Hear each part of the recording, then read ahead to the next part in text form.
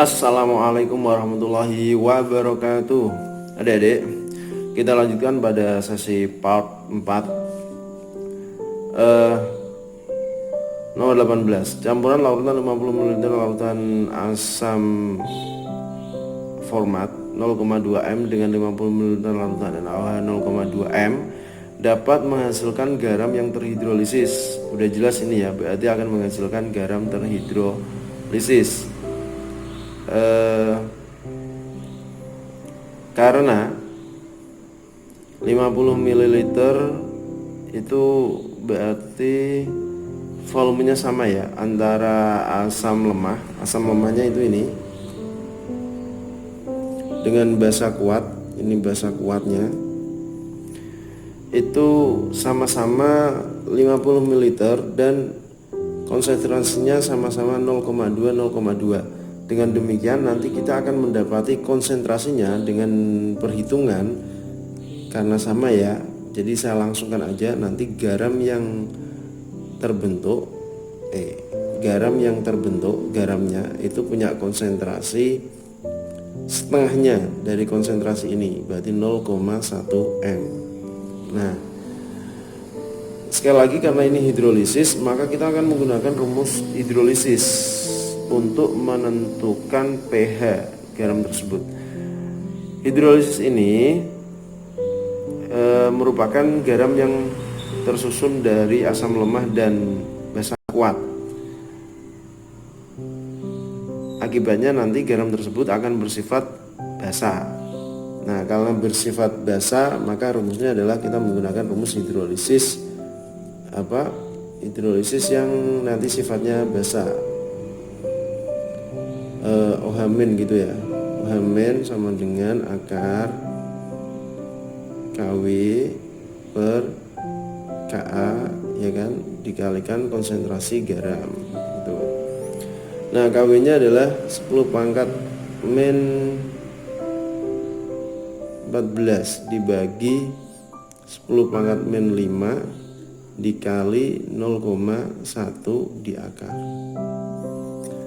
Hasilnya itu adalah konsentrasi OH-nya, nempel sini ya karena tidak cukup. 10 pangkat min 14 dibagi 10 pangkat min 5, 10 pangkat min 9 dikali 0,1, 10 pangkat min 10 di akar 10 pangkat min 5. Oke, konsentrasi OH-nya adalah 10 pangkat min 5, berarti H plusnya adalah 10 pangkat min 9, berarti pH-nya adalah 9. Oke, udah ketemu. Nomor 19. Perhatikan data titrasi reaksi CaOH 2 kali dengan HCl. Konsentrasi larutan NaOH-nya berapa ya? Gitu kan? Nah, kita cek HCl-nya, ternyata 0,1 dan volumenya itu di rata-rata 15 tambah 16 tambah 17 dibagi 3 sama dengan 16. Nah, jadi volumenya rata-rata ini adalah 16 ml. Terus volume CaOH 2 kalinya 10 ml berapa konsentrasinya kan gitu. Nah, cara menghitung konsentrasi NaOH ini CaOH 2 kali gitu ya. CaOH 2 kali konsentrasinya berapa gitu kan. Nah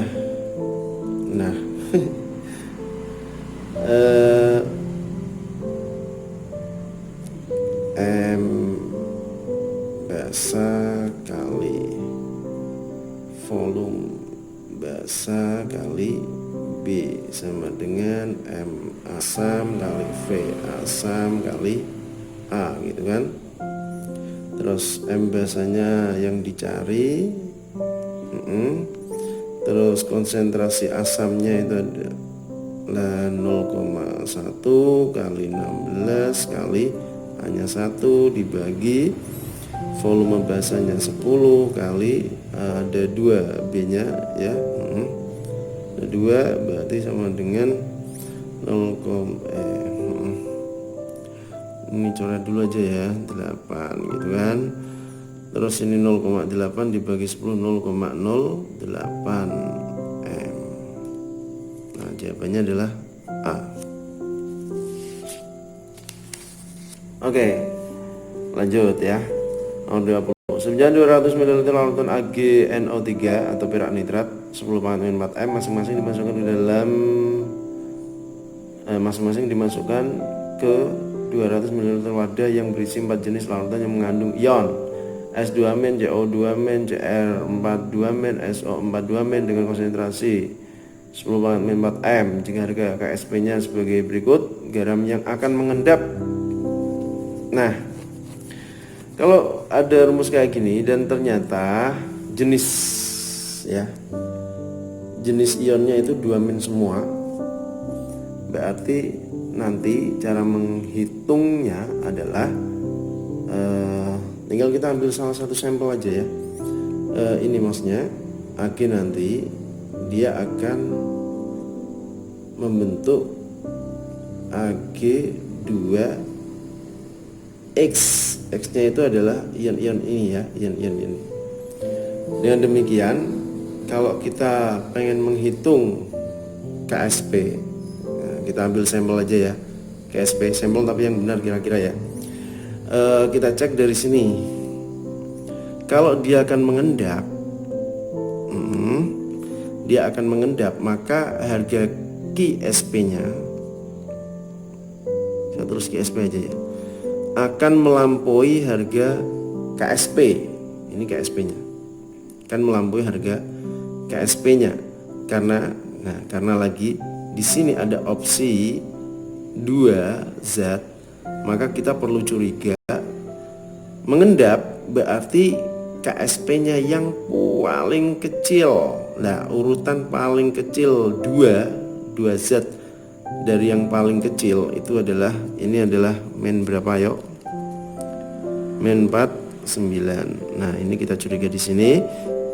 Berikutnya adalah yang ini.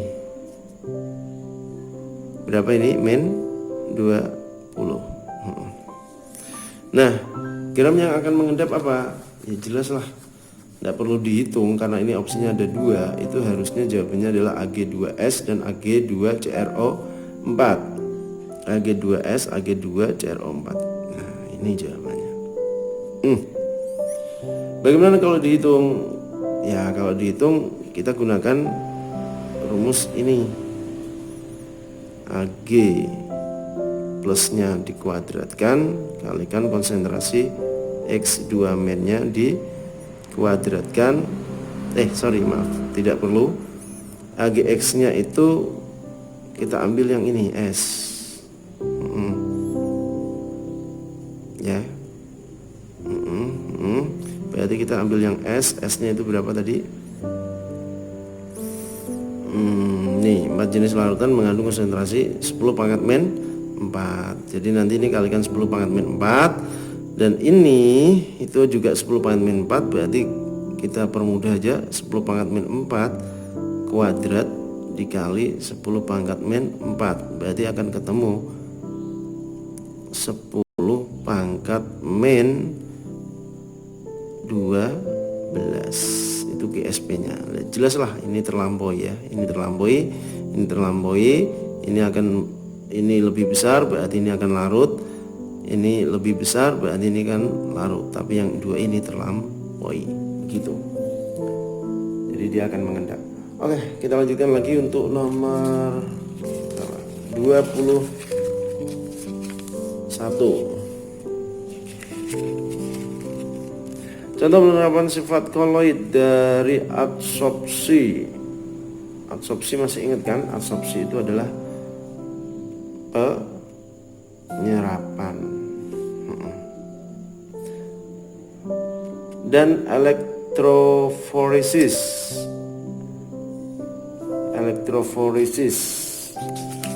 Kayak gini aja. Berturut-turut adalah kalau dia penyerapan berarti elektroforesis itu adalah tertariknya partikel koloid pada medan listrik, gitu kan. Elektroforesis itu berarti terjadinya karena partikel kolloid itu kan debu ya. Debu itu merupakan partikel kolloid gitu loh maksudnya. Nah, pada penyaringan debu itu menggunakan sistem Cottrell, dia itu ada aliran listrik di dalam sistem tersebut sehingga debu-debu tersebut yang bermuatan dapat tertarik oleh medan listrik yang ada di penyaring tersebut. Namanya juga alat Cottrell itu ya. Nah, jadi jawaban yang pas adalah yang D. Pemutihan gula itu prosesnya adalah absorpsi. Maksudnya gimana? Gula itu kan terkadang kita masih mendapati kan gula yang tidak diabsorpsi, warnanya agak-agak gelap kecoklatan gitu kan. Dan yang udah melalui proses refining atau pembersihan lebih lanjut itu akan berwarna kristalnya putih.